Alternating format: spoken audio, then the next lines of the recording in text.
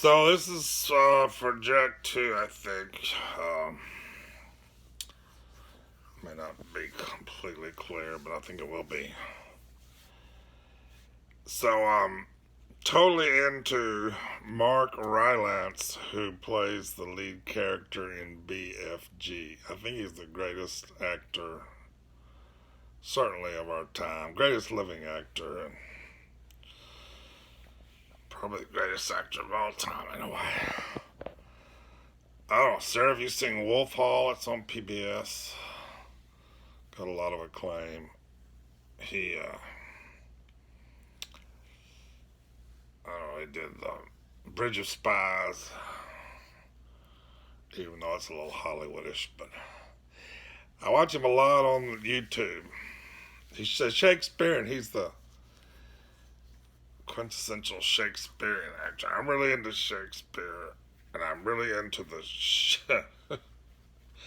Shakespeare authorship question, which is saying there's no way in hell, for various reasons, that the guy commonly known as William Shakespeare, compelled Shakspere,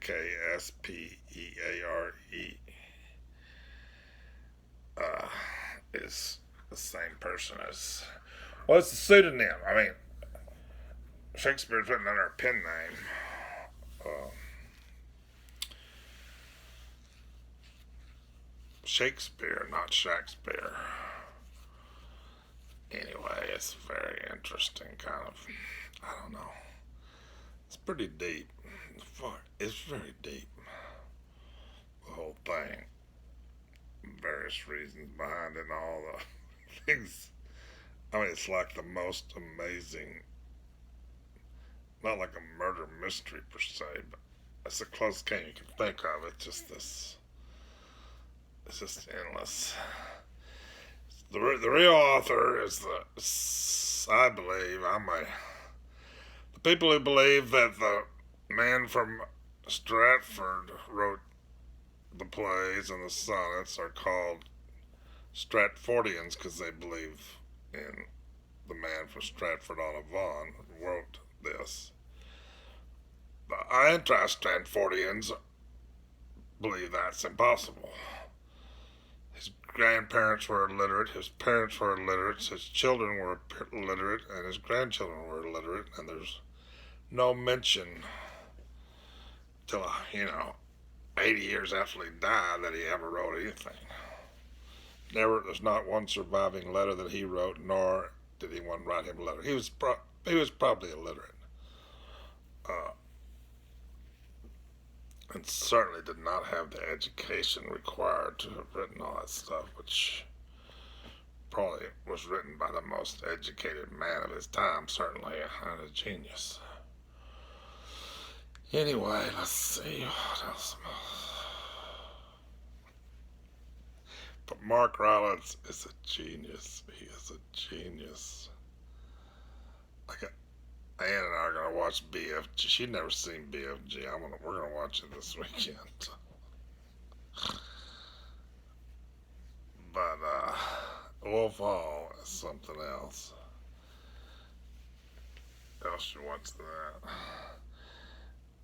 I don't know. I don't know what else is available. It's not as much available. He did some plays. He plays this guy named. There's a play called Jerusalem. I don't think you can find it, but Google Mark Rylance on YouTube or anywhere else, and I don't know, just check him out, man. Basically, most people are very masculine in how they approach everything. They just beat you down with attack, with pointing, it's certain. And he's learned the truth is closer to the opposite. You become more like a woman, really. You become womb-like, and you just let it come to you, whatever you want in this life. One way is to go out and attack, try to get it, but that's the direct approach. Always fails. The indirect approach is to let it come. You create a space and you let it come to you. You attract it to you by creating this, wisdom or emptiness or knowing quality in yourself. Feminine quality, which, is so much better, so much wiser, so much more powerful. That's what, like in Wolf Hall, he just like, all he's doing is like, he should be reacting like a crazy man because everything is going nuts. Instead, and he's against Henry the Eighth. Eventually Henry VIII cuts off his head, and he's the one that cuts off Anne Boleyn's head for Henry VIII. But he's always just, you can see he's thinking stuff behind there, but he doesn't react, he has a lot of compassion, really. He loves Anne Boleyn. He doesn't want to chop off her head. And he tries and tries and tries. And his mentor is he's Thomas Cromwell. His mentor is Cardinal Wolsey.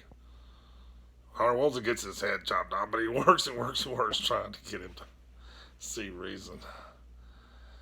And then he's really involved with Thomas More, trying to get him not to get his head chopped off. Fantastic story. He's done a bunch of plays, but I don't know if you can really. I don't know where you see him. I think some of them have been at the theater. He's won some fantastic awards. Jerusalem's a big play he's done lately. All kind of Shakespeare. He was the artistic director of the Globe Theater for the first 10 years. He was the first. He's the one that got the Globe Theater built. Really, it was his friend Sam who died. Got the whole thing rolling, but